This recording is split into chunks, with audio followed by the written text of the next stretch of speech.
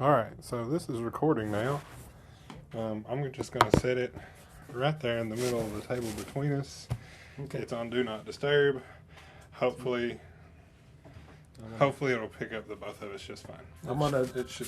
Warn you, my wife and the dog will probably be home at some point. Oh, that's fine. He's not. He'll come down and say hi, but he's not a barker. But he likes attention. Let's just All right, that's fine. And that kind of thing I don't really mind at all because I've listened to several of your podcasts. That's why a I sense felt of like place it's good. is fine. Yeah, I certainly don't, and I always try to get this noise Yes, you gotta have after the microphone. Sorry. It's all right. I started before. It's okay.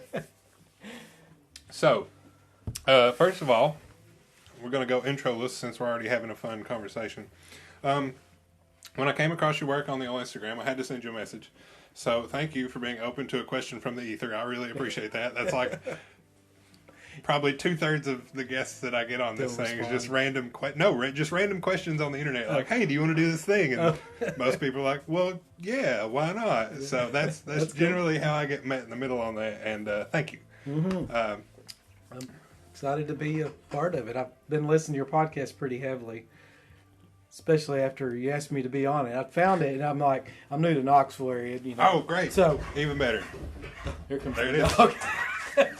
Hello. Hey, Jay. That's Jagger. Jagger? Yeah. All right. Hi. Somebody new's in your house. I know you're excited. That's the nicest face I've seen all day. So anyhow, lived in Nashville for 23 years. Jagger. Oh. And moved to Maryville just this summer. Well, sorry to interrupt you, but you've got a gorgeous plot right here. Oh, thanks. The drive out here is a ton of fun, and you've got a gorgeous view of the moon right now. I don't know if you saw that. I haven't been out there tonight. God, it's gorgeous. Sweet. Yes, it's bright, full, orange. It's great. Yeah. Funny is we're building a house across the main road up here.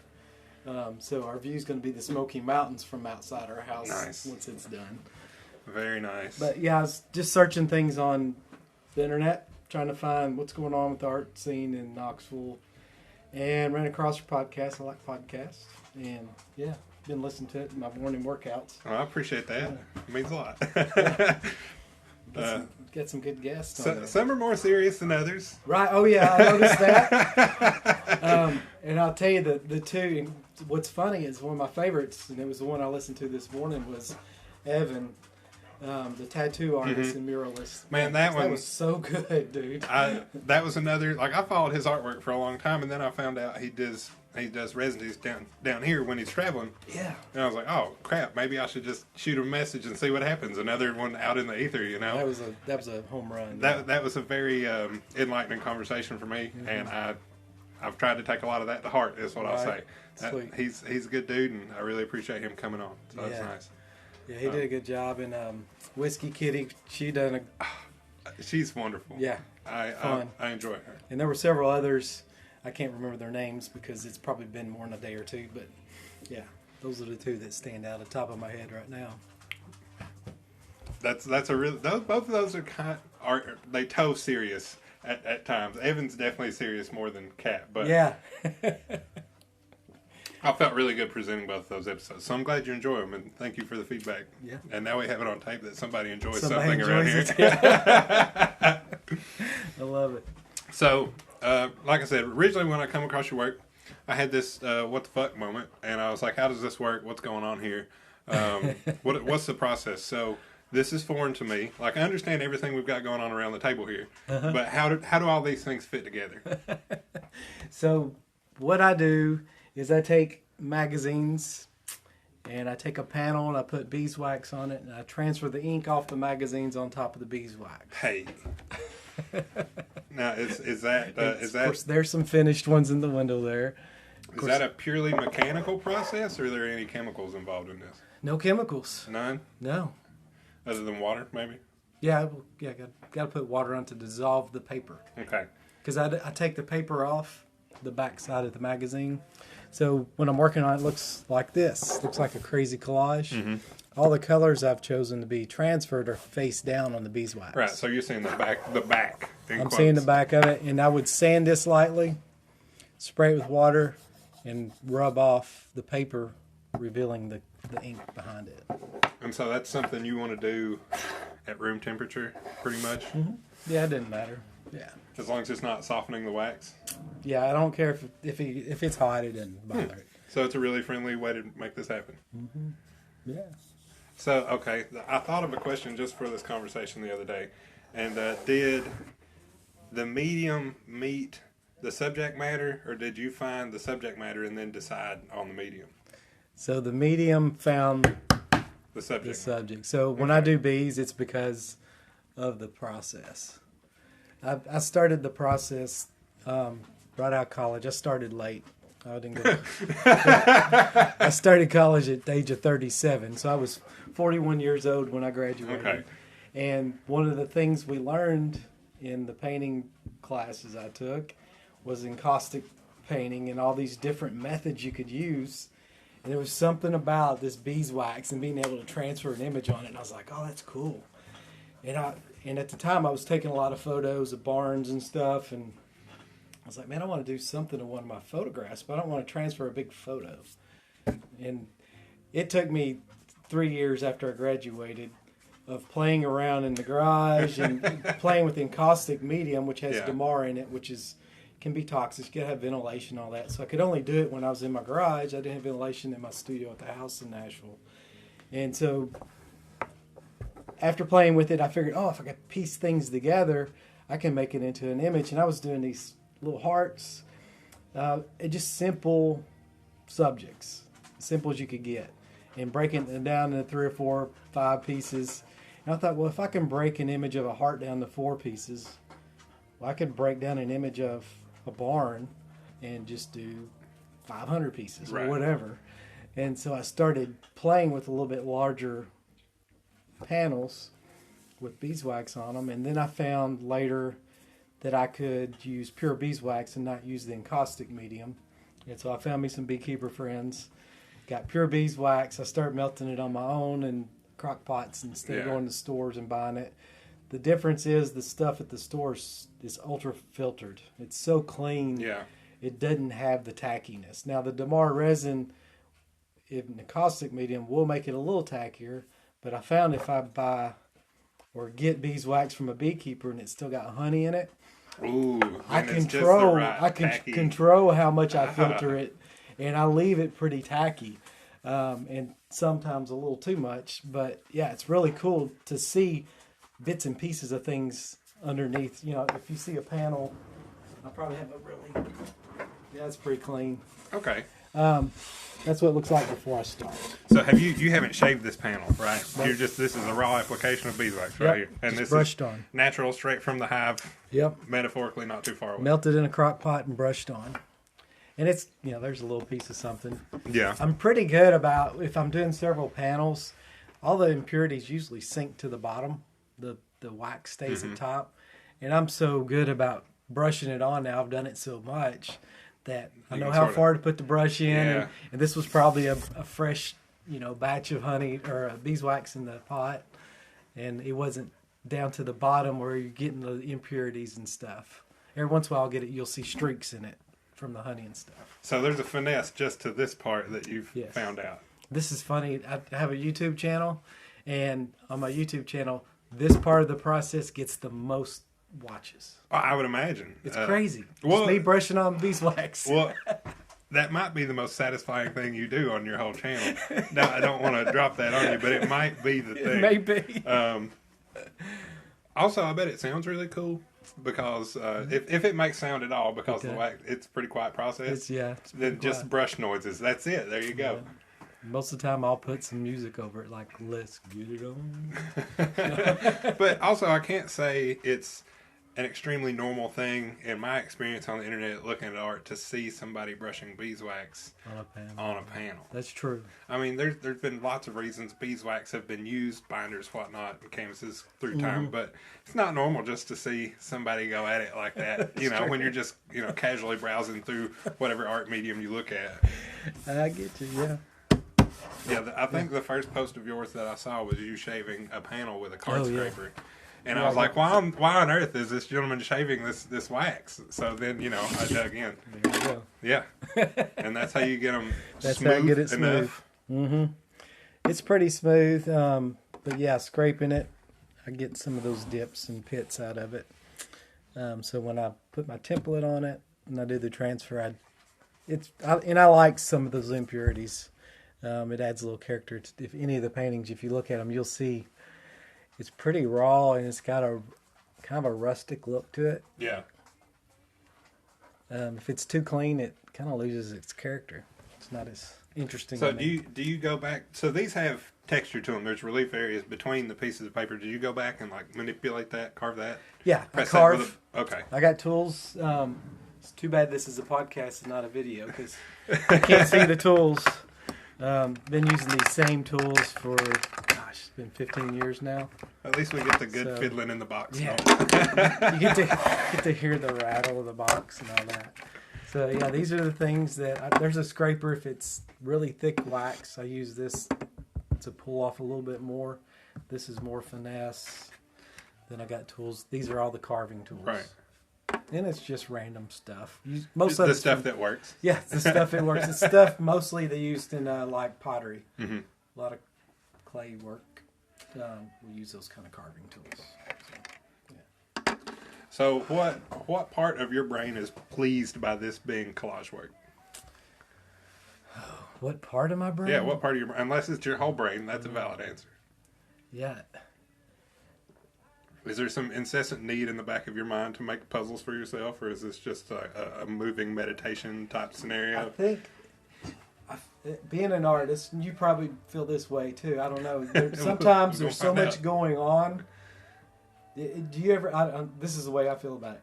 I got so many things going on. As one of my friends says, she says the hamsters are always on the wheels. They're always going. Yeah. So to me, when I look at something as busy as my paintings can be, it's like it calms it. Yeah. And sometimes when I'm just overwhelmed, it's like listening to really heavy metal music calms me. Yeah.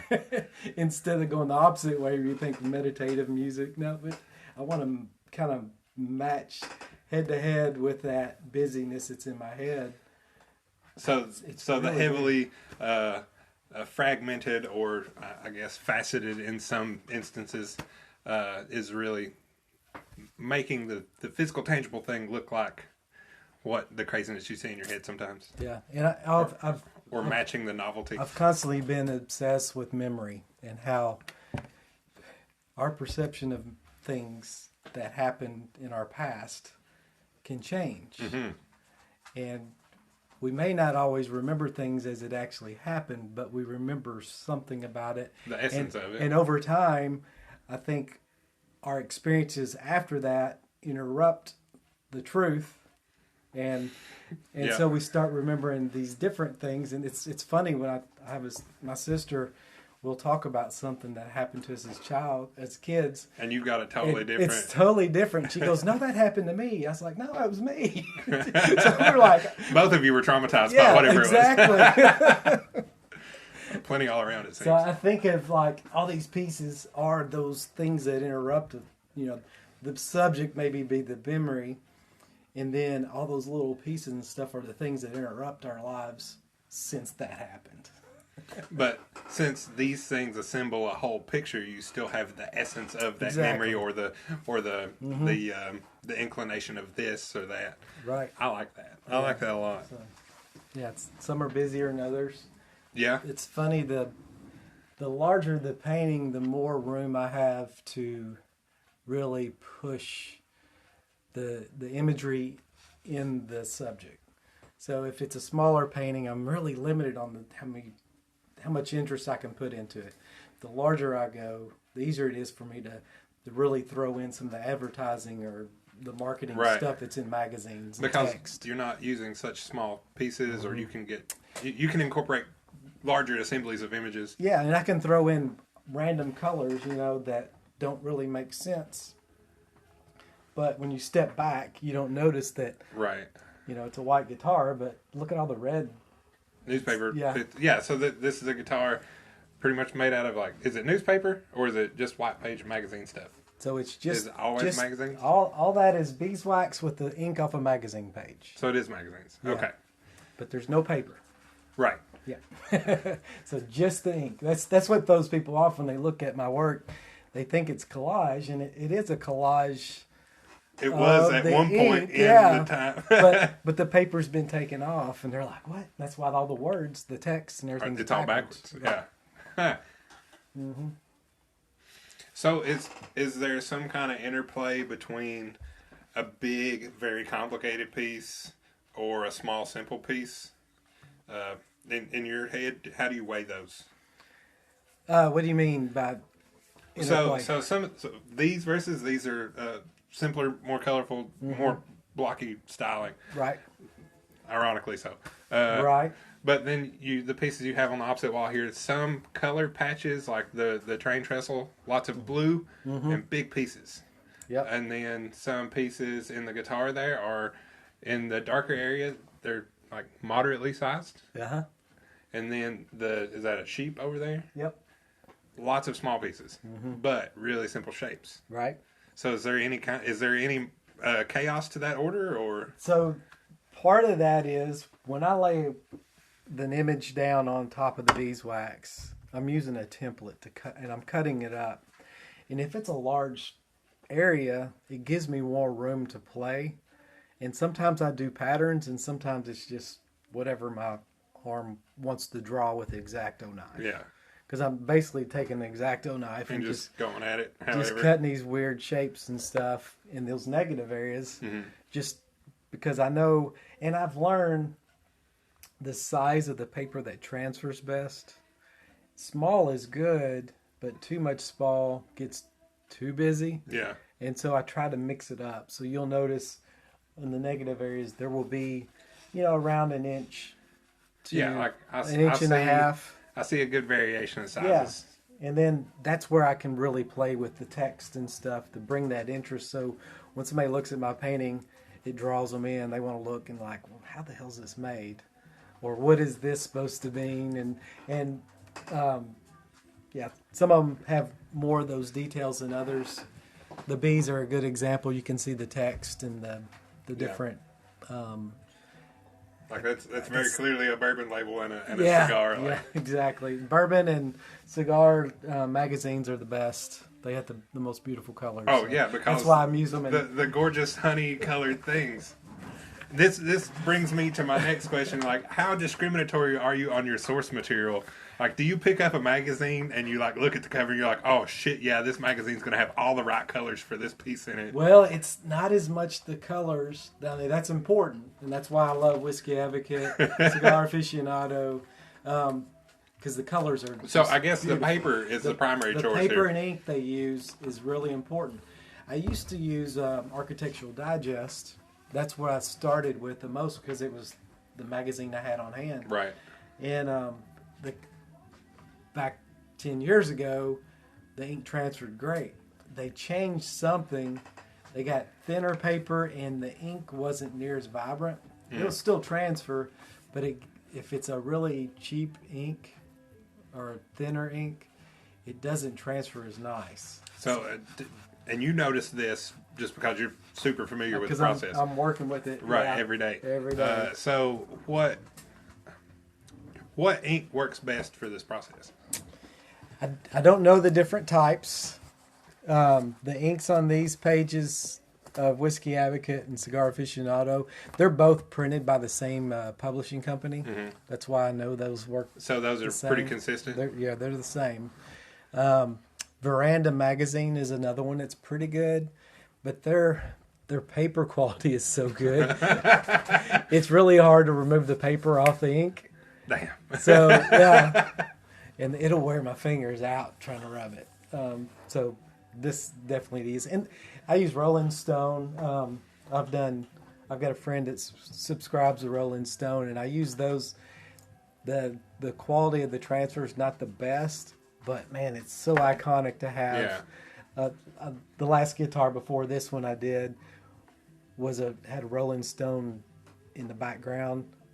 It was in reverse, but you could recognize the R and the Rolling Stone and the text and stuff. It was all mixed in. And then I had some faces of some famous musicians kind of mixed in with the guitar. That guitar was a red one. The background was white and red. It was pretty cool. So have you ever... do you just randomly see magazines out on the street and you're like, I'm going to take this one home for art? Do you just like hoard art supply magazines? I used to. So you've been over this with yourself already. Yes. This is a problem you've overcome. Moving from one city to another will make you really think about the things you want to keep up with. So when we got ready to move, 6 months before we planned our move, I was like, oh my God, I got so much stuff. So I started thinking about the magazines I had, and I was like, there's no way I can move all this stuff to East Tennessee with me. So I went through and picked out the things that I use, or the things that were easy to get, I got rid of. And so I started weeding that out, donating them to teachers and friends. But yes, occasionally I run across magazines, and I'll hang on to them and see if they work. Yeah. If they don't work, they go to recycle. But at that point, like, you can pick one up, like, just by touching it and being like, this one's You can't tell. Really? No. Okay. I wish. All right. Darn. I know, it sucks. Because if it worked, then when I was working on a painting of something specific and I wanted to go to Kroger or whatever and look at magazines, if I could just pick up the magazine, that's going to be a good one. Yeah, that's what I'm saying. It'd I be can so convenient. tell when it's going to be a bad one most of the time. Because of the paper, Because, right? yes, you get your... Well, that's a tactile thing, I Go guess. to the hairdresser, for instance. Most of those magazines, and I use them a lot because I need specific, like, skin tones are real important. If I'm doing a figure... Yeah, that makes sense. I use, like, Glamour and Bazaar, and there's a couple other magazines. I can't even name them. Makes sense. Because I like to get those skin tones. I get some of that out of these magazines, but yeah, sometimes I got to venture out and do some things. Yeah, it's a weird thing, and I try to use the same magazine on the whole composition. I don't like to mix magazines because. So if you start one with I'm gonna stay with it. Yep, because if For you the whole start piece. mixing it up. And I've done this on accident because if you see here... Yeah, you got a box of cut up stuff back there. There's occasionally some magazines in there that I don't want to be. And I'm like, dang it, I won't know it until I'm removing the paper. And the finish is different. It's harder to get the paper off on some of them. Sometimes they get the paper or the ink is so thin that it's scratchy and it doesn't transfer really solid. Which causes a problem. I don't get the vibrant colors. I get more dull finish. And sometimes I do that on purpose, but usually it's for the whole thing. Yeah. Right. I don't want a surprise. That's just a consistency thing, or is that a personal thing? I want it to be consistent because if you look at most of my paintings at an angle, you can usually tell, even in the same magazine, one ad. I'm not, like I said, I don't know the science behind the inks on these magazines. One ad may have a black in it that transfers as more glossy, and one will be real flat. And it's the weirdest thing because they look identical. On the page. On the page. But when I transfer them, and if you tilt my painting with the light, you can see the difference in those two pieces that I transferred. I wonder if it bugs me. I wonder if the surface texture of the paper has anything to do with it. I don't know. Who knows? We're just spitballing here. I know. It could be anything. I've been meaning to I got to find somebody that works at a printing company that prints magazines. To be done with this. I feel as if you found the happy medium for how much you want to know, though. Oh yeah, it's nice to have a mystery in some things, But I also think I've talked to somebody that said there's some inks are clay. They have a clay coating on them or something, and I don't know. It's science. Well, there's all these soy-based inks out there. I didn't know if you had an opinion on any of those in particular, but a lot of magazines and newspapers are printed with that style of ink, so I can't. Yeah. You might have run across it. Yeah. I would bet you. I would love, because early on, especially, I wanted to find a printer that did magazines, and just have them print things that I wanted printed. Yeah. Instead of me having to get a magazine and search for the right colors, I could say, hey, print me like 50 pages of this color. Right. But then I realized that would be a bad idea because it would get really boring because I might as well just use paint. Right, because you have uniform color. Yeah. Yeah. What makes my paintings exciting, I think, is having the various textures from the print ad and then the various color variations. And I may not get the red I want, but if I put enough of this orange with this red, it kind of brings it down or makes it more obvious. I don't know. I think of Chuck Close and how he makes colors on the palette. That's kind of what my paintings do in a more, I guess, random or it's not as thoughtful as what he did. It's more haphazard, I guess I should say. All right, so another little chaos versus order question. Mm-hmm. I notice all of your pieces have really nice clean cut edges on all the pieces of paper. Mm-hmm. Why? Is it a matter of speed, or is it an aesthetic thing that you like more? You don't like seeing torn edges, do you?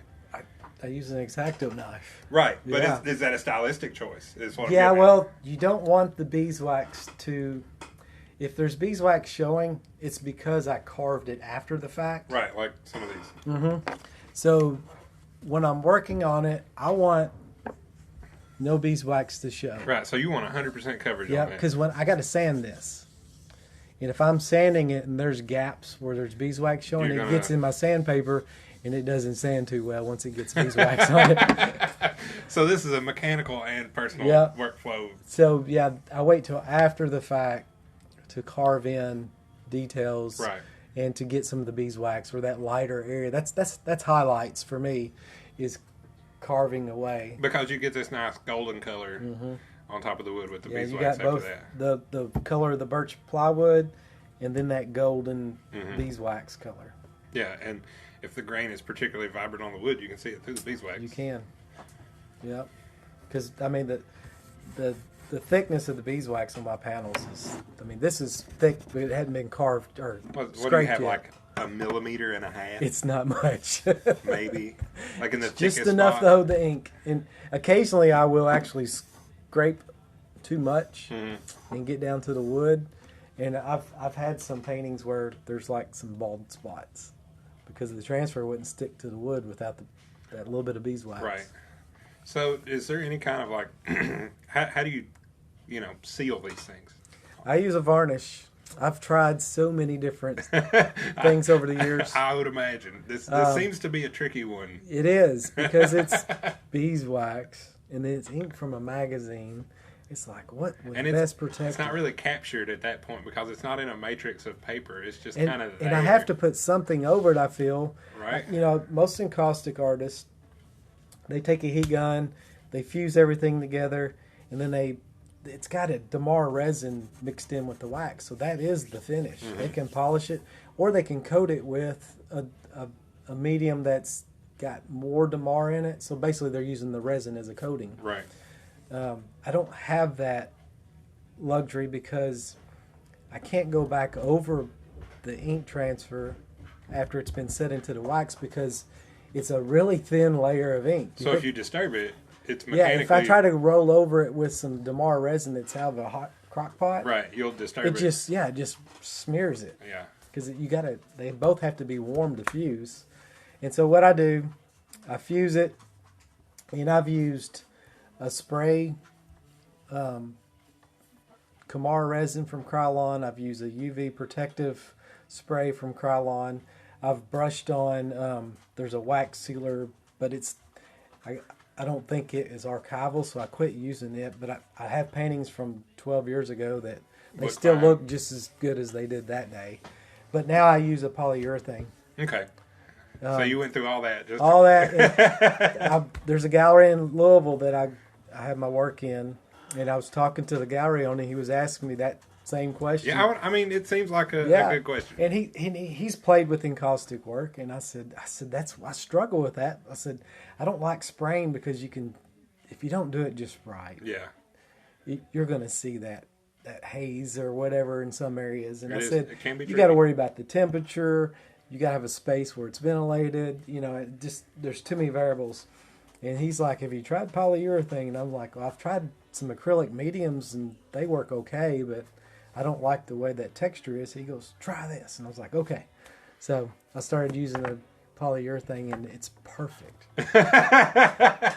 Did you feel like you tried to reinvent the wheel a little bit? Yeah. Yeah. And I was like, I can't believe it's working that way. And now it's not just brush it on. I don't know what the deal is, but if you just brush it on one coat real quick, it pulls up, and you'll have areas where it like, I don't know how to explain it. It leaves a void of polyurethane. It just balls up, so you have to work it in almost. So you have to give a little more attention than you would if you was coating a piece of just regular wood. Right. Because it's not soaking in, it's sitting on top.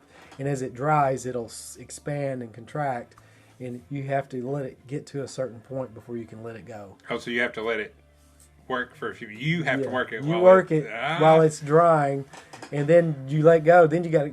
But if you overdo it, right, you see those streaks. So it's such a fun where it just gets just that right tacky, and then you can just trust it to hold itself. It'll self-level. Yeah, but you got to get it like worked in. I don't know. I can imagine it'd be a pain in the ass. It is. This labor of love. That's right. But it works better than anything else I've tried. So and that's why you put up with it. Exactly. Ain't nothing worthwhile that's too easy, right? Right. Damn it. No.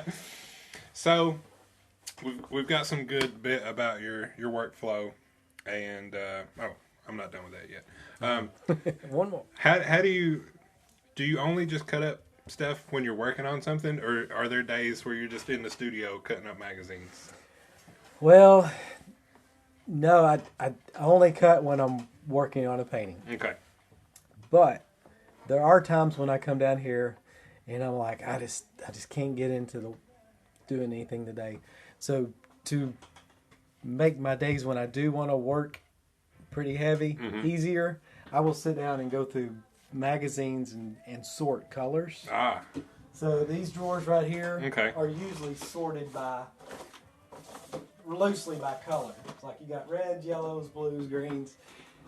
When I do that, it makes the day I do come in here and I'm like, okay, I'm gonna work. Yeah, it makes all that easier because you have your resources. Pull that drawer out and I'm like, okay, I'm gonna do this yellow in this painting. And then there's those days. And there's another thing, I like to sometimes hide specific things, either whether it's faces or, I've got them. Here it is. Oh, you hid that Titans logo in the one of you things wine, like right? that. Yeah. So I keep a container that's got just random things from ads that I like to use. Oh yeah. So like there's some fingers pointing. It's from a whiskey ad. There's a bird. If you look in the guitar, you can see that same. Well, that's a different bird. I see the bird. Yeah, I see a bird. There's several birds. So I look for things like that I think would be interesting to add, to paintings. Just so when I'm working on something, I'm going to throw a little extra I'm going to throw something in here. And a friend of mine got me doing that because he had this idea that we would create this kind of a game out of hiding things in paintings. And hence the Mystery Art League was born. And we started doing these events where me and a couple other artists, we would create these paintings and have these elements hidden in them. And then my buddy Tim would write a storyline. A narrative on those elements. A narrative, and then there would be like clues, and you was trying to solve something, whether it be a murder or kind of a murder mystery type thing. But that's a very interactive. Yes, that was the whole idea. Right. And while I was in Nashville, I had some connections, and I got to do it at Two Rivers Mansion, which was this beautiful mansion. Nice. And we did a couple art shows where people would come, and then they would look at the artwork, and we would talk, and people would be in costume or whatever. It was so fun. Yeah. Well, anytime people's in costume, it's already better. I think that sold more tickets because of that. Yeah, you get to wear a costume. Come dress up, look at stuff. Yes. So, art sale. We had a great time doing that. Let's switch gears a little bit. Inspirations in your artistic life? Do you have 2 or 3 creatives that really sort of influence you, or are you just out here doing your own thing? Well, not totally in a vacuum, but influence is usually about, I don't know how, I don't feel like my work is influenced by any particular artist. Now, I see it resembles some artists, but I like being very experimental. And this is my main bread and butter, the ink transfer. But I like doing mixed media. I like doing collage. Yeah, occasionally I'll break out the paints and paint something. Well, let's dive in on that for a minute. Obviously, you haven't done this the whole time. Mm-hmm. So what are some things you play with in between this or before this? Take us through your history of mediums, if you don't mind. Sure. Early on, I went to school to build and design furniture. That was my whole plan. I was like, I got these cool ideas for furniture, so I'm going to start, doing this stuff. And my wife talked me into going to college. And I was like, okay, they don't have a degree in building furniture. I said, I guess I could do something in design. And so anyhow, I went in to be a sculptor. Yeah. And got into the fine arts and fell in love with both painting and sculpture and ended up double majoring. So you went the back way into this with none of the intentions of falling into this. Nope. I occasionally would paint, but I was always go to the wood shop with my dad, and we would build some crazy coffee table I had in mind. And so when I went to school and I started taking classes and got involved in the fine arts, I was like, oh, man, I want to do that. Yeah. And I was fortunate that my professors, both in painting and sculpture, my painting professor, she's actually younger than me. My sculpture professor, we're about the same age. So we had a lot of great conversations. They were very helpful, and they're both really active artists themselves. They show all over the world. So I learned a lot there, and I did a lot of woodworking. Even after I've done set design for the Dance Theater Tennessee when it was around Jagger. I've done murals. I did a lot of acrylic and oil paints early on.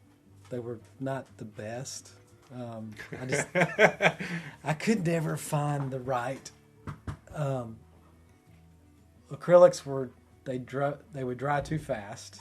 So, oil paints were too slow, and I was constantly adding things to either slow down the process or speed it up. Yeah. And then when you add that stuff, especially acrylics, if you add the retarder to slow down the drying process, the paint's not the same consistency. Nope. And I just get so frustrated. So that's when I found this. And plus I was trying to be too much of a realist. I wanted to paint hyper real paintings, and I'm like, this ain't working. I was really into surreal type art. Yeah. And I couldn't get the effects I wanted. And I was like, I got to do something different. And I built some things for a while. At our house in Nashville, I'd go out in the garage and I'd randomly go dumpster diving somewhere and get wood and stuff from the contractors that were building homes in our neighborhood or whatever. And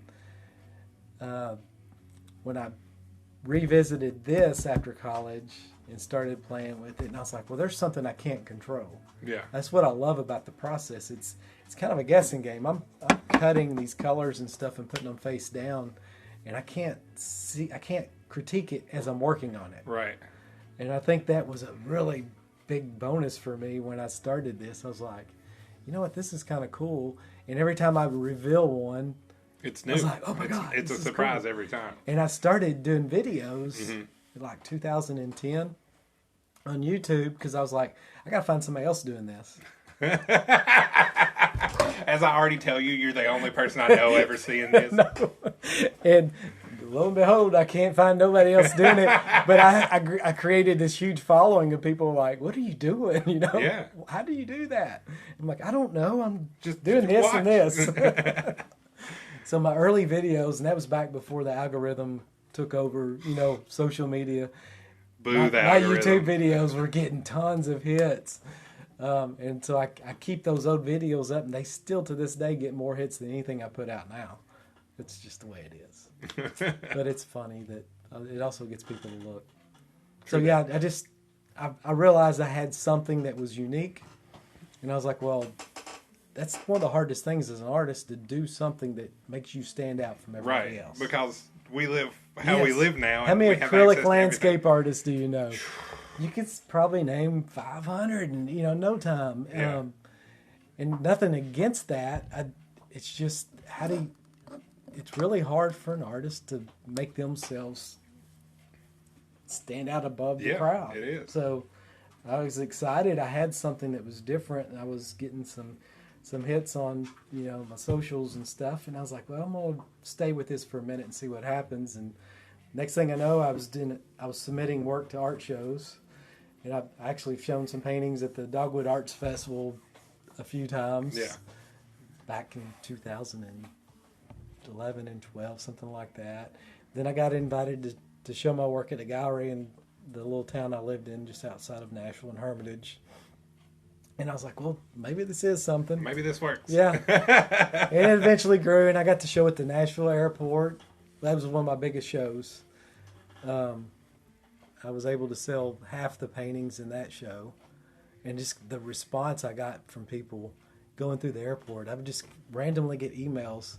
Hey, just wanted to let you know we got laid over in Nashville and we got to see your work on the wall, and really appreciate you sharing it with us. And I'm like, man, that don't get any better than that. No, it really doesn't. I mean, you want to sell artwork, but to know you impacted somebody enough to where they're going to take the time to message you. Yeah. That's pretty impressive.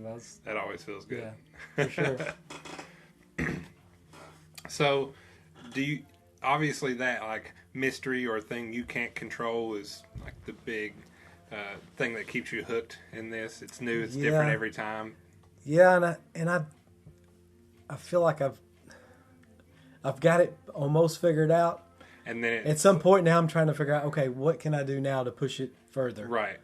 Because every time I get to a point, I'm like, if I get bored with it, I'm like, well, I need to try something new. Right. Either be a subject matter or 2019,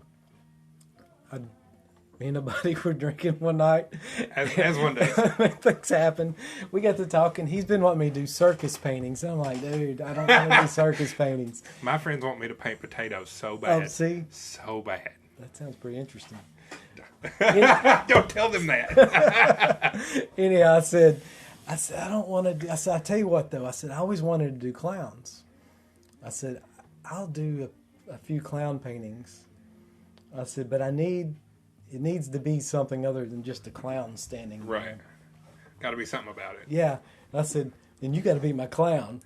I said, you're the one that thought of this. And he goes, okay. So you have him model as a clown? He modeled as a clown. Hey, what a friend. I hired a photographer friend of mine. She came over. You involved a third party.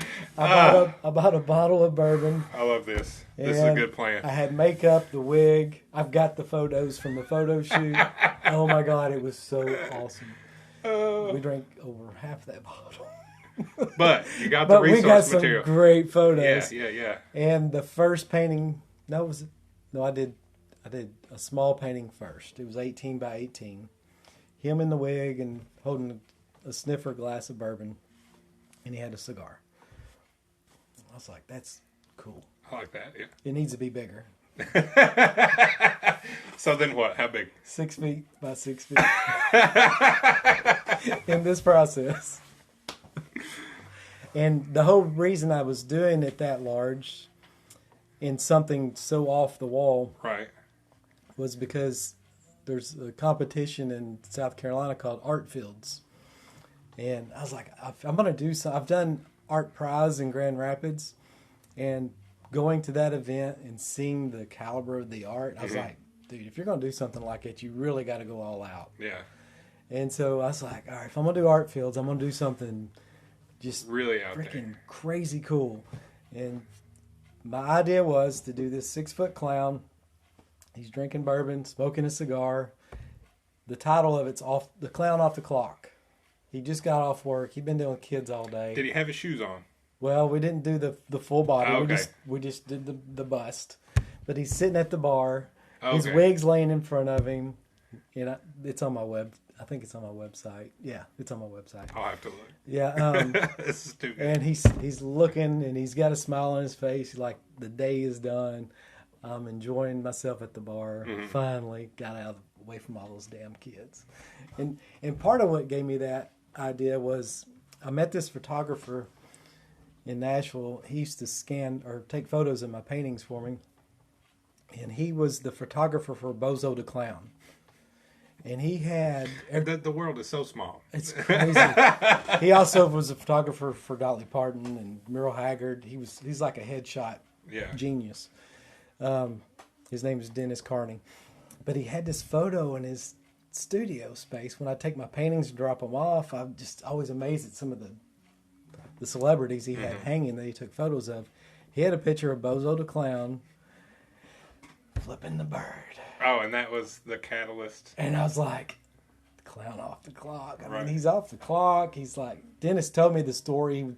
He was told he's got to do some promo pictures for Bozo to get their next thing. And he's like, it was at the end of the day, and Bozo had been on set. And he's like, dude, I'm ready to go home. He's like, I just got to get some photos for promos. And he goes, and he said, I took that shot. And I was like, can I buy that? And he goes, no. I was like, he would not let me buy that. I don't blame him. I would want to hang on to that too, especially if I. He could make a copy for me. Yeah. But I didn't want to take a picture of it. I was like, no, I'm not going to use it without his permission because that's pretty obvious where it came from. Right, but how awesome! No matter it exists, and that's great. Exactly.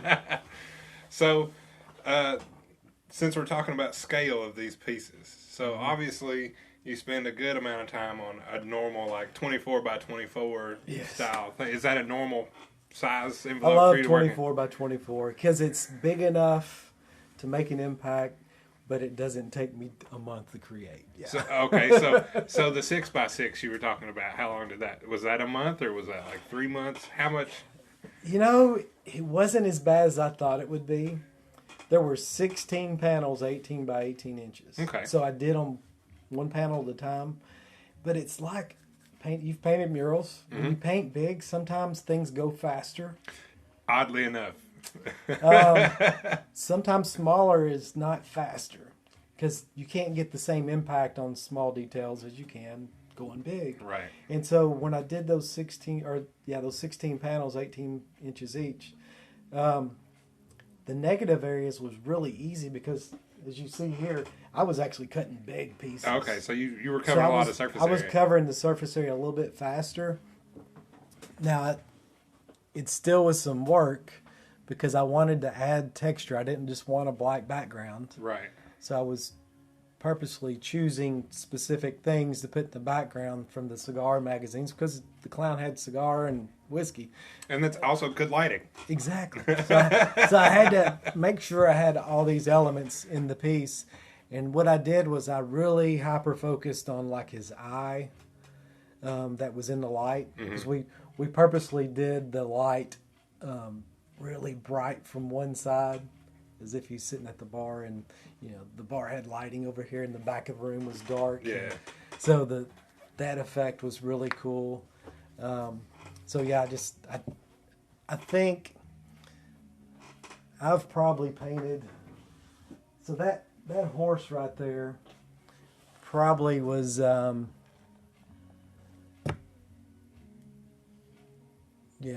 say two of those horses is about.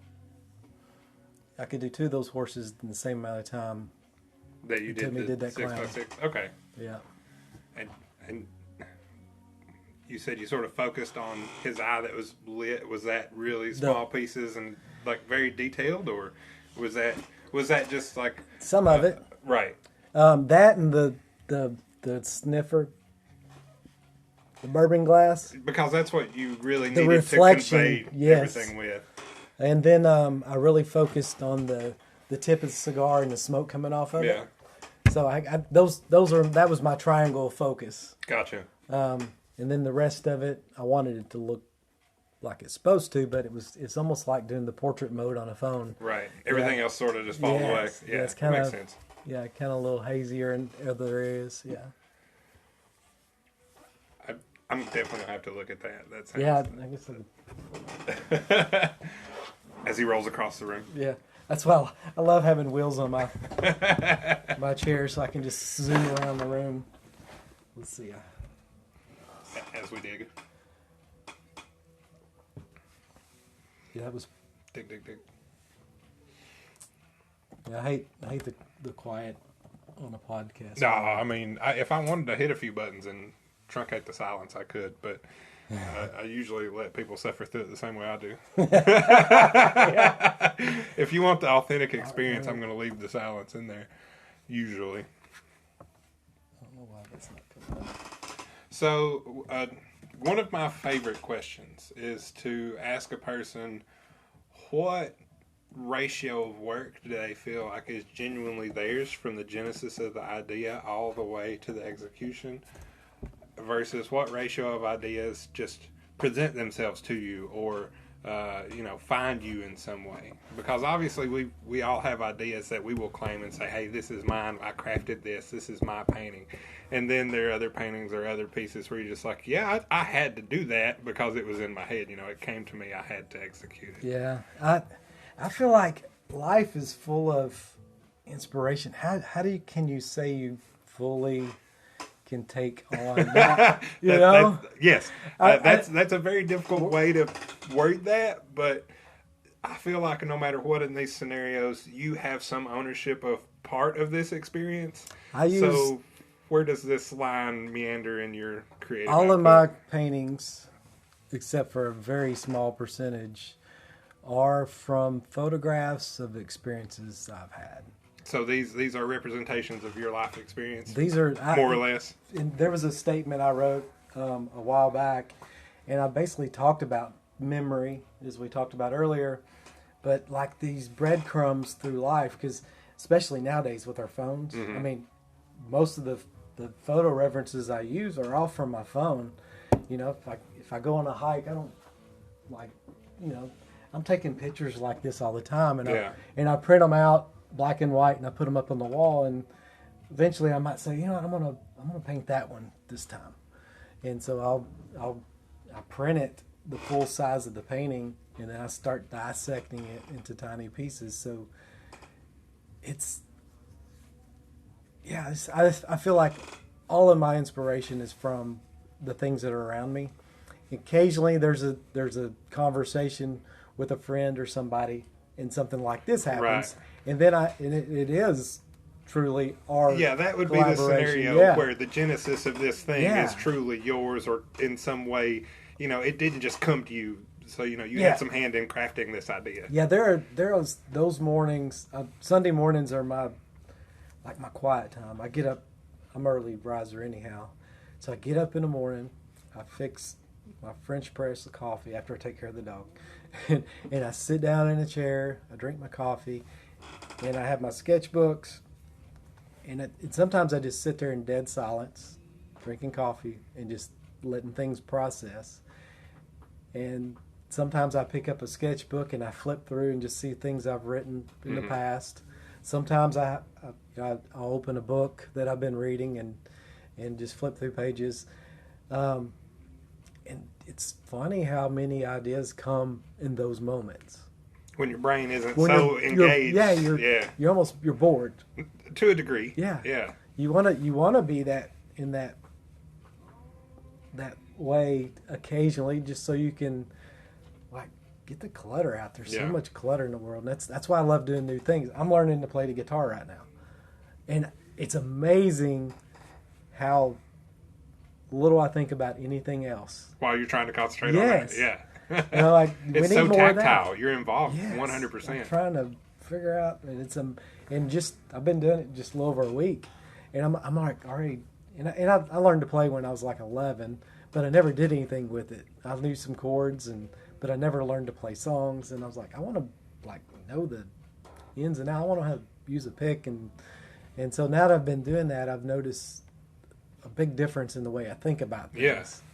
And that's, I remember Evan said something in the podcast about pushing your boundaries, stepping outside of your comfort zone, and that's the guitar. That's something right there. That's your practice of being uncomfortable right now, physically and literally. Start. Yeah. And then when I was in Nashville, I was really involved with a lot of organizations and one of them was a leadership organization called Elevate, and that pushed me outside my comfort zone because I was constantly dealing with people that were owners of businesses and managers of these corporations and stuff.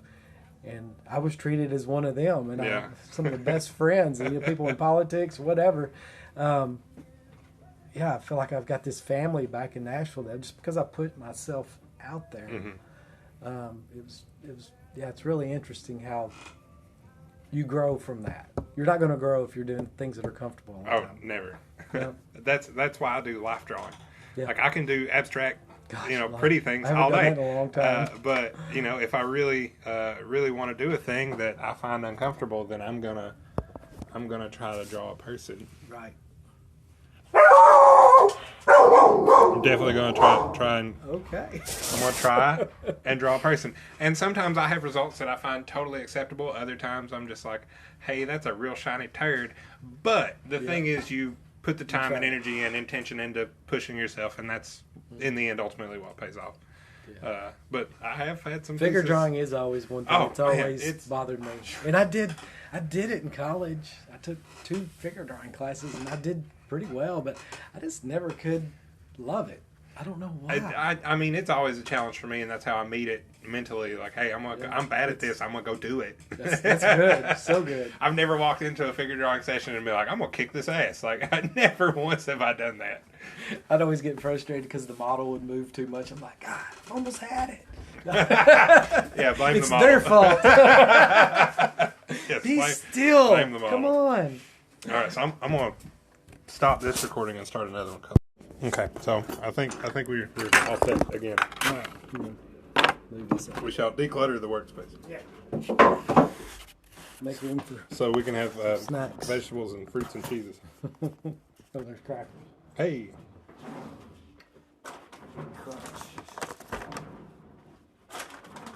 So I'll say this is the second time I've been met with snacks. So you need. Yeah. That's where I got the idea. Kelly was so nice, and I was like, yeah, we're going to hear every bit of this on the microphone. And she's like, oh, shit, okay, cool. But I definitely see a difference between what you have illuminated in this piece versus what you don't. And that does definitely draw the attention where you want it. Mm-hmm. Because I can clearly see the smoking cigar is great. And it's at the same level as his eye. So you give it, as you scan across, you hit those 2 things kind of at the same time, or at least my eye does. Mm-hmm. And that pretty much sets the tone. You definitely nailed a smoky barroom bust portrait. There's his wig down here in front of him. Yeah, I was so worried about how his t-shirt was going to look. And I thought, man, I'm just going to do it loose and just see what happens. But, the good thing about working in panels individually like this, if one didn't work, I could just, pull it away. Pull it away and do another one. Yeah. Luckily, I didn't have to do that. So you nailed this one first try, each panel? I did. You felt pretty good about that? So I think you should. Yeah, but here's the kicker. Talking about pushing yourself outside your boundaries. Mm-hmm. So when I had this idea, the deadline for art fields was approaching. There was no way I was going to have this done in time. So what I proposed was I said, here's what I'm going to do. And I showed them examples of my work. I said, I'm going to create this 6-foot painting of this clown in these 16 panels. And I'm going to start it in my studio. And the submission date was 6 months before the show or something like that. Okay, that's a number I was really curious about. Yeah. And so I said, what I'm going to do is I'm going to work on it in the studio for a certain amount of time. And I'm going to save a certain amount to finish on site so people can see the process. And my intent was they would help promote it and we'd have people watching and it'd be cool, Right. Bring a little awareness to what's going on. And so I did my part. I got accepted. And I don't know if you're familiar with art fields, but art fields is the whole town of Lake City turns into a gallery. Okay. So every restaurant, everybody that wants to be involved can be a gallery for artists. And what they do is they do a draw. And so, depending on the number the business draws, they get to come in and choose the artists that were accepted. Ah, okay. And so, the It's a draft. it's a draft. There are some proper galleries, Right. but there's also a Mexican restaurant, coffee shops, Right. some candle shops, whatever, gift shops, things like that. So a Mexican gallery or a Mexican restaurant chose my artwork. And so, Well, the color tones fit. yeah. And I guess it's a clown. I don't know.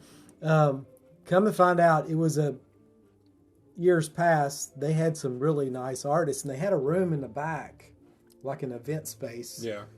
And it had some really big sculptures.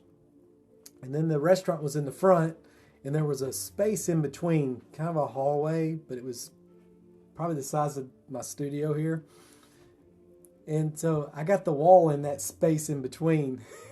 So it was, You've got this big piece in a I got hallway. this huge piece, and it's gonna, the ceilings luckily I think were 9 feet.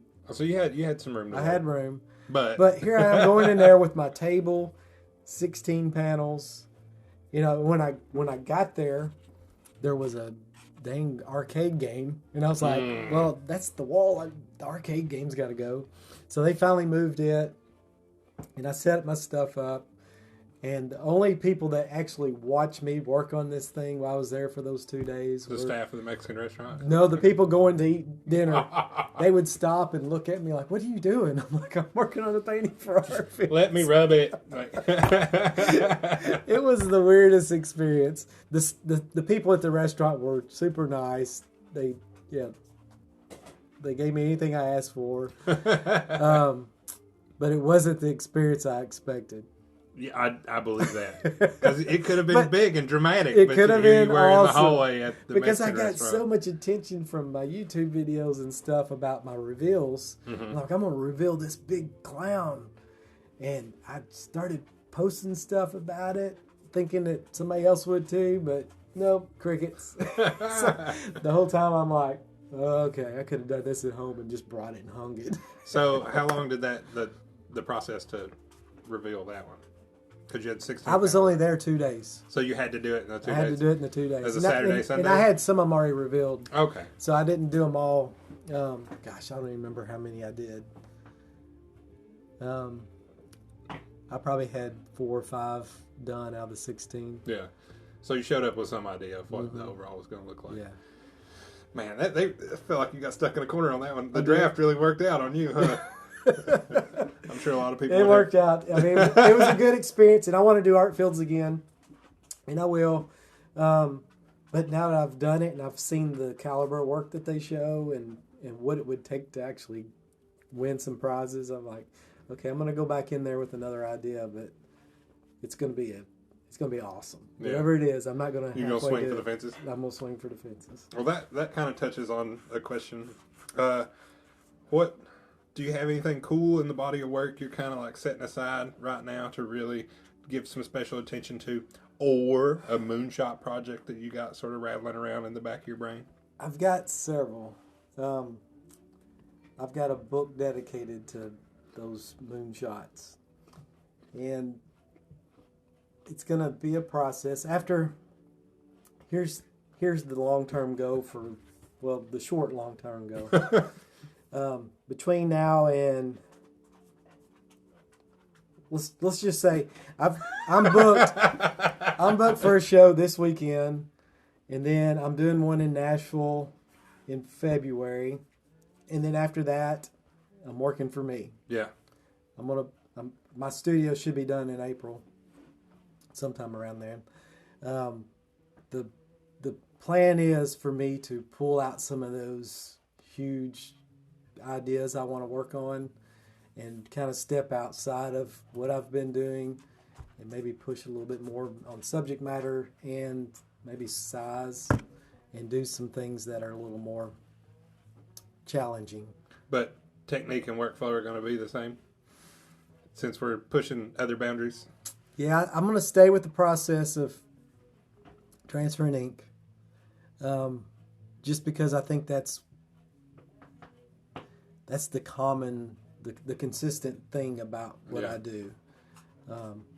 I think by pushing the subject matter and maybe some of the imagery, like, and this is a small thing, but like the train over there, from the photo and the glare of the sun, I kind of put some of that in there. Yeah, I can definitely see some lens flare on and that. then on the horse, I played a little bit more with Procreate and some brush strokes over this image. And I really like some of the effects. I got that glitch. Glitch from the image. And I'm like, so wheels start turning when you start just throwing in. It doesn't take much. You know, these still are safe for what I'm showing right now. Right. But the elements of these the are idea really that, like, playing. if I could do this on this one, what if I really pushed it on this other subject or whatever?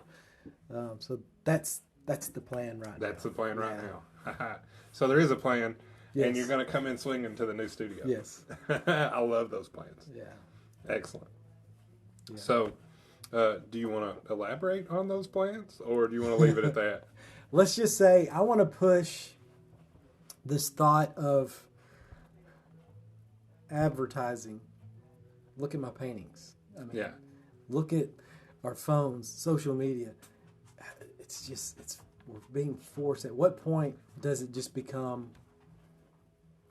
We're almost to that point now, right? The cruel and unusual. No, we just ignore it. It's just normal. Yeah. So it's just like seeing a tree. You know, you see a billboard now. It's just kind of lost in the landscape. So I'm looking to merge this life of nature with this life of advertising. And I've kind of played with it in some other paintings. I did a waterfall that has a lot of advertising in it. And it's one of those things where standing back, it's just a normal landscape or whatever. But then you get up close and you start seeing, oh, yeah, this is how it's done. So do you go a lot? Do you go to your showings a lot? Other than the opener? Like, do you spend time watching people look at your work? Not a lot. I did that we had a black and white show in Louisville at Core Gallery, and I purposely sat on the bench. It was so busy. It was a great show. It wasn't because of me. It was because all the other artists. But I sat down. Me and my wife was there, and we was watching people go up to my paintings, and they would look at it. And I got some great photos. people really in there. Because they would read the title card, and they'd look at it, and they'd look at that. And I was like, So, yeah. I always enjoy being the fly on the wall during my shows because you never know what's going to come out of somebody's mouth. No. Yeah, that's what I wanted to do, is be there to hear them talking. But the scene of them like leaning in and being a nose away from it is hilarious nonetheless. Yeah, when I do shows like this weekend, I'm at Artsclamation. It's that kind of an art fair type thing. Covenant Health does for Peninsula mental health. Anyhow, I did it last year and did really well. And those shows are fun because you're standing there with your artwork on a wall, you know. But not everybody, especially the first night, which is the preview party, those people are drinking. Yeah, and you can be standing close by, and you'll hear the conversations before they realize who the artist is. Right. They look over, you're 5 feet away. Yeah. Like, huh. I'm hiding my card. I'm like, I want to listen to this. Yeah, I know. I really enjoyed the eavesdropping. It's so much fun. It is. And depending on the place, people say some stuff. That's true. I've heard people say things about my work on a wall that I'd never think to say about it myself. And that's just fun. Sometimes you got to hear those things. I mean, if being an artist, you got to be thick-skinned, and you got to realize there's a small percentage of people that want to buy your work. You just gotta, no matter what. You just got to figure out where those people are. Yeah. But there's those people that want to buy your work. You just got to remember that, because there's going to be a lot of people that my work at these shows like Artsclamation. I did one in Nashville called Art Collectic, and you go into the room, and it's so funny. There's so many abstract acrylic painters, and like landscape artists, the normal stuff you see at any fair, and you can tell by the way people look. They come around the corner, they look at my work, and then they look around, and like, they're not my customer. Because They would have stuck to They it. will glance and go on, where the people that are intrigued about my work will stop and they'll take a second look and they're like, "What the?" Yeah. You know, and I'm like, "There's my customer." Yeah, exactly. And they'll out themselves and they don't even know it. That's right. I've had similar experiences at markets and shows and stuff. Mm-hmm. And I wouldn't say my work is particularly polarizing, but it does garner a certain kind of Right. eye. But you can definitely tell when more conservative people look at my work and they're like, "Hey, that's pretty cool." And then when somebody that's not so conservative looks at my work, or it more leans toward the style of life that makes me make this stuff, you can definitely catch those people giving it the look. Yeah. Because some people will look at it and be dismissive and turn away, but the people that are really interested are always going to give that second look or focus in, or definitely give it just that hair bit more attention. Yes. And it's so much fun to see that. Well, and it's always good too when somebody looks at your work, and I always appreciate when somebody at least asks a question, no matter what it is. Right. Just one little question, and then they may walk away and may not be my customer, but they at least engaged for a second. Right, and that's always helpful. And having that engagement is rewarding all by itself. Right. Because somebody took time and energy to think past the presentation of it just at least a little bit. Yeah. And I enjoy that. Yeah. It's always nice to see that. Of course. My work is just weird enough, and the process is so unique that I get a lot of questions. I bet you do. I mean, that's why I'm here. So, I can only imagine what gets hurled at you in public. Well, I got the way I hand out cards now. Let's see where I got one. Oh, the FAQs? Well, not just, there you go. Whoop. Shows the steps of the process. Okay. And then it's got my website on it. So it's really simple. But when I'm talking to people, not a single question on here. No. no FAQs. No FAQs, no. But what it does is I hold that card, and when they ask me a question, I point. And I'm like, okay, here's this one. this. And then this is the next step, and then that's what you see on the wall. That's a really handy way to illustrate that. And it's just enough where they kind of remember some of it, but if they have a question after they're gone, they're like, oh, it's on his website. And that's mid-reveal right there, right? Yep, that's me taking the paper off. So, yeah, there's enough information to remind them of the conversation, and then the website, of course, to they log in and I gotta go see some videos, because I always tell them there's videos, you can have that if you I'll take it for sure. I've slowly been collecting bits of memorabilia, cards and books and small posters, so there's a small collection of KAAMP gifted of art memorabilia. Speaking of gifts, that back left box is yours. Yeah. I did that this week just for you. Oh, no way. I've heard you talk about how people walk up and they see the cuss words that I make. All right, everybody. What he has so kindly gifted me is a 3x3 square. Yep. Of some work. It's got the letter F, a broken heart, the letter C, and the letter K on it.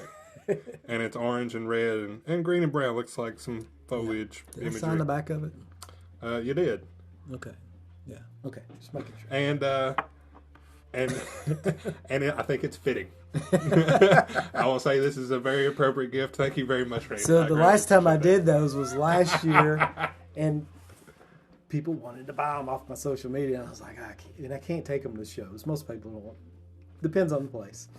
So anyhow, I was a part of this nonprofit called Turnip Green Creative Reuse, and all the volunteers and the employees, I was on the board, and we'd always do gifts for them. So this was an internal thing. So that was a thing. We do them as gifts or a fundraising thing. Yeah. Because, something like that was always a fun little thing. I think I was talking about some of my work on Reddit the other day because somebody had a vendor, esque question about, hey, I make this kind of stuff. It's kind of NSFW. How do I display this? And I was like, well, I wouldn't give a shit. Put it, front and center.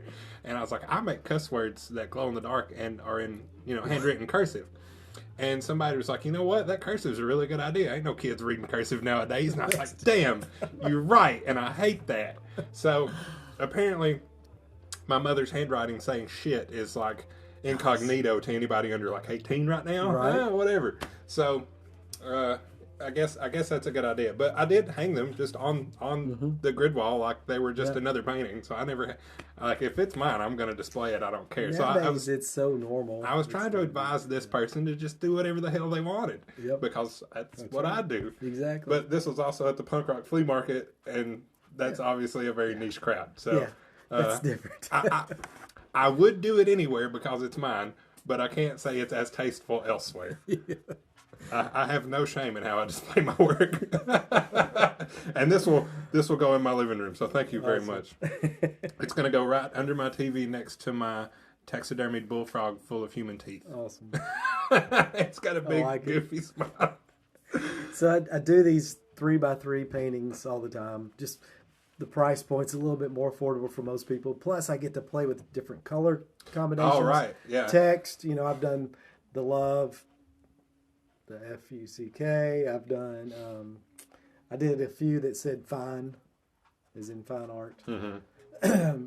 And I've done my eyeball. Like, I can't believe how many times I've sewed my eyeball. I did it as a study block a couple of times, and somebody's like, "Oh, I want that," and I'm like, "Seriously, okay." I mean, it must be really relatable because most of us have at least one eyeball. I guess. Yeah. So I have a friend. I didn't realize this. I'd done like 5 or 6 of them, but I always did one eye, left or right. I can't remember. And at some point, I did the other eye. And has somebody got both of your eyes? No, but I think I've only done like my right eye twice, and I've done my left eye like 8 times. And this one friend of mine, she always brags that she's like, "Oh, I got the right eye. Everybody's got the left eye." It's like the Twix commercials. Yes, for sure. Okay, so the last question I usually ask is, who are some people locally that you would like to have in your seat? And if that's too much on the spot for you to answer right now, that's okay. Tell me. You can email me later or text me later, and we'll figure it out. But if you've got suggestions, now's the time. Who would you like to hear me interview from about town? So I don't know anybody really here yet. Well, that's part of being new. But there is a guy that was in Nashville that moved here before me. His name's Jake Wells. Okay. I highly recommend him. So another question to the ether, huh? Yep. And then if I think of anybody else, I'll definitely let you know. Yeah, shoot me a text. If it was in Nashville, I could give you a 200-page list. Technically, and I know you've done a lot of Nashville. Technically, this is a regional. It says Knoxville area, but I push it to regional because it's my show and I do what I want. That's right. So I have had Nashville people. Kat was one of them. Uh-huh. Evan, I guess, was the longest out, being a Philly, resident most of the time. But since we didn't do it at the top of the program, let's do it now. Randy, if you would please tell people where they can find you on the internet or social medias, whatever you want to put out there for your contact info. You can find me on Instagram, X, and Facebook at randylpurcell.com. And then if you want to go to my website, you can do randylpurcell.com. I said Randy L Purcell. You did. Yeah, just Randy L Purcell on my Instagram and stuff. Then randylpurcell.com for my website, or you can do inkonbeeswax.com. Inkonbeeswax.com. Yeah. So you had to get that one too. Yep, right? I did. And I've got a few others, but those are the two that I use the most. All right, and I'm on YouTube too. Oh yeah, is it? It's Randy L Purcell. Hey, got the search engine optimization. Okay, all real quick, the Randy Purcell. When I first became an artist and got a website, I couldn't get Randy Purcell because there was a famous trombone player. Damn trombonist! I was like, what's funny is when I was a kid, I played trombone. Oh no! Crazy. World is small. Anyhow, I got Randy L Purcell, and he died a few years ago, and I wanted to get Randy Purcell, and they're like wanting $2,000 for the domain name. I'm like, not I worth can't it. do that. Not worth it. No. Oh goodness, Randy, thank you very much for your time, your hospitality. These apples and carrots were delicious, and thank you for the adult beverage. Yeah, excellent. My name is Thomas Zachary. This is the KAAMP. That is the Knoxville Area Artist Networking Podcast Platform Thingamajig. You know what to do, everybody. I'm going to say thank you, and then I'm going to tell you to put this shit in your friends' ear holes. It'd be nice if you ask consent, but if you just spring it on them in the car, I'm not going to be mad. They might be, but that's on them. Everybody, I'll talk to you later. Thank you. I know.